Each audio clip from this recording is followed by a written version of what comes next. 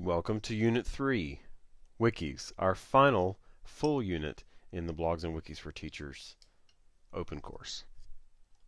The objectives for this, really quickly, to create a wiki, go over wiki platforms and accounts, resources and support, and we'll revisit our conversation from Unit 2 on good web design and good pedagogy. A quick looking back, In Unit 1, we focused on Internet versus Web 2.0, and we talked about how the Internet is what was seen as more of a static one-way communication versus the Web 2.0 movement, which is more dynamic, read, write, sharing, collaboration, and whatnot. And we also talked about, in Unit 2, in particular, one Web 2.02, a blog. You actually created a blog, and you identified ways to find support. And we also began our conversation about good web design and pedagogy.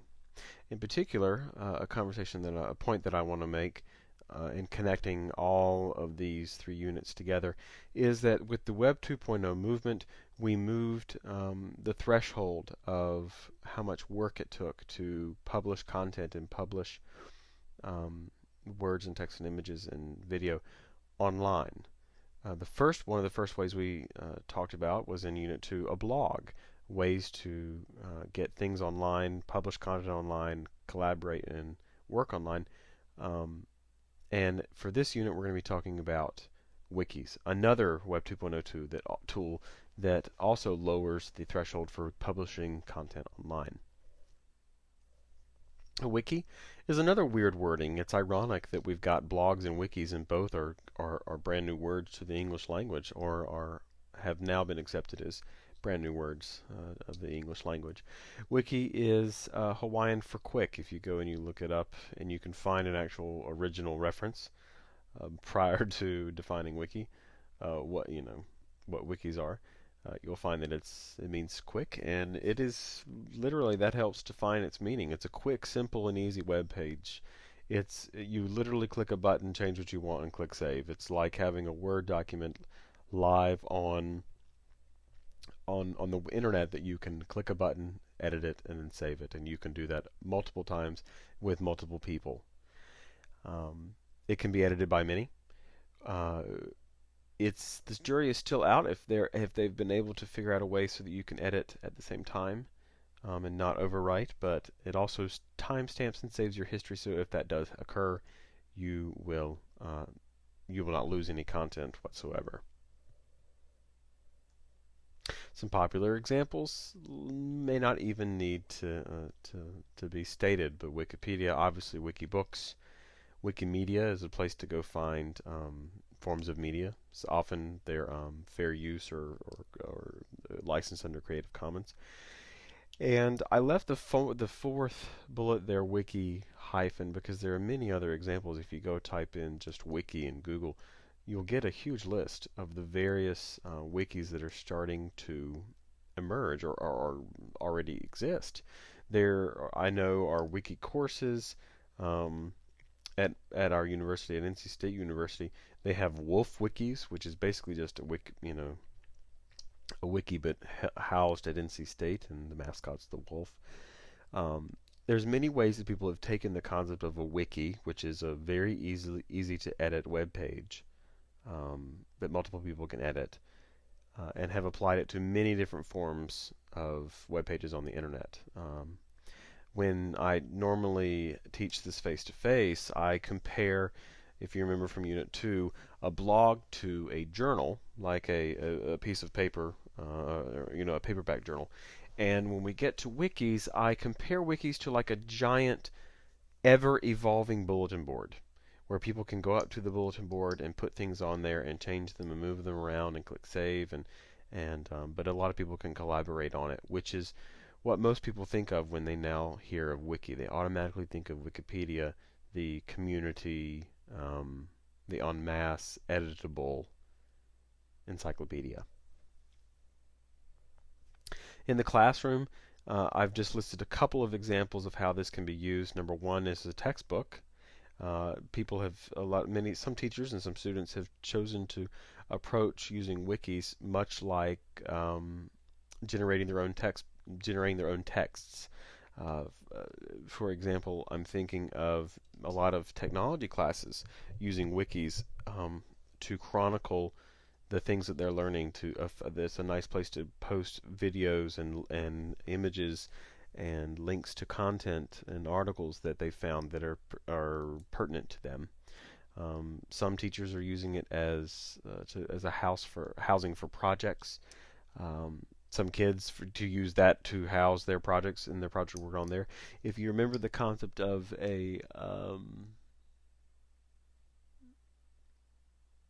it's I can't, of course I'm losing the term right now.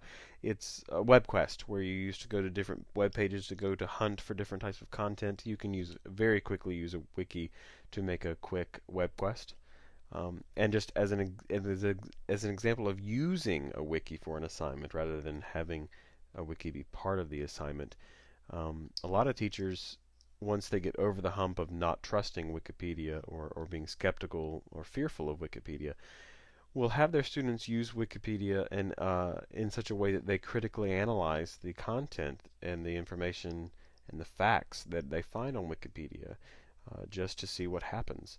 Um, in some cases, I know of classes that have gone on and edited a page and to give false content, and they were the false edits were caught very quickly by the community.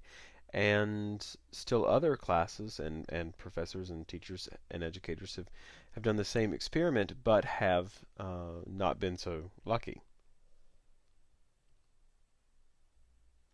There are two primary wiki platforms that we're going to focus on for our purposes. The first is Wikispaces, and the second is PBWorks. I won't spend too much time talking about these two because there's a following screencast that will introduce you to both of these platforms. Ultimately, it will be you who needs to decide which one of these you will prefer. They're both very similar in their formatting, and they're both true to their name that they house wikis. But really, it's like which flavor of ice cream do you like? Which flavor of wiki do you like? Much like with blogs and Blogger and WordPress. As mentioned before, your primary task for this unit is to create your own wiki. Pick a platform, make an account if you don't already have one, and make yourself a wiki. The requirements for the wiki are going to be very similar to what we talked about with blogs. Have multiple pages, some links, images, embedded content. You'll notice that with the requirements for the wiki as well as the requirements for the blog, they're very broad, and they're meant to be that way because I want you to be able to create a blog or a wiki that you could actually take and use in your classrooms, and I want there to be enough of enough space given so that you can truly explore and play. If you are having trouble with coming up with what you might be able to use the wiki for, what you might be able to create, you can always ask any of the other participants in the course, or you can reach out to me via email or Twitter, and I would love to help. For support, you should be sure to check the platform, Wikispace or PBWorks' FAQ section, their support section or community. I'll post those links down below on this unit's page. Be sure to check Google and to check YouTube. Both are enormous resources for tutorials, for step-by-step instructions. Many people have run into problems that you will run into in your process, and you'll be able to find solutions. Many people are very good about sharing their knowledge. After you've finished, please post your URL to the wiki that you created below, and I want you to go through and spend some time viewing others' wikis and providing feedback on them if you'd like, or collaborating with them if you want. And also continue viewing part 2 of this unit. We're actually going to continue right now. But you can also pause right now if you'd like and go and work on your wiki, and you can return here after you've had a chance to create your account and get a first draft of your wiki going. Welcome back. If you spent some time working on your wiki, we're going to briefly touch on the principles of good web design and good pedagogy. We will not spend as much time on these two topics as we did spend quite a bit of time on Unit 2. If you need to spend or want to refer back, there will be a link at the bottom of the page that will take you back to Unit 2.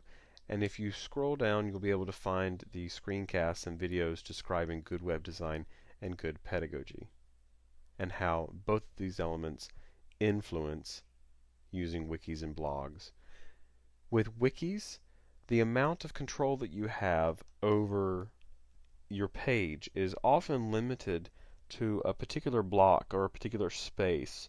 If you remember when you take a look at the screencast exploring the two different platforms, in Wikispaces there was a large white space on the right hand side of the page, or towards the right hand side, and on PBWorks the editable space was on the left.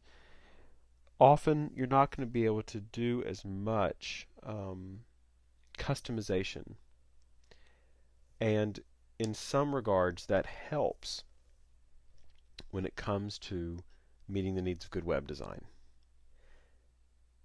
In other regards, it doesn't, and you're going to have to use the concepts that were discussed in Unit 2 to help you move forward in that, in your decisions about good web design. For good pedagogy, the conversations that were had in Unit 2 are exactly the kinds of things you need to be considering as you're looking to use a wiki in your classroom. The ultimate question with web design is, does your wiki adhere to the principles of good web design? If it does not, spend some time, ask yourself some questions, roll up your sleeves, and see what you can do. And as always, share your URL to your wiki and provide feedback on others' wikis. A quick wrap up: we talked about in this unit primarily wikis and how to create them and how to identify additional places and areas for support, and also touched briefly on good web design and pedagogy as they relate to using wikis. This brings us to the end of the wikis unit, Unit 3. There is one more mini unit for you to touch base on, and that is the closing and wrapping up unit.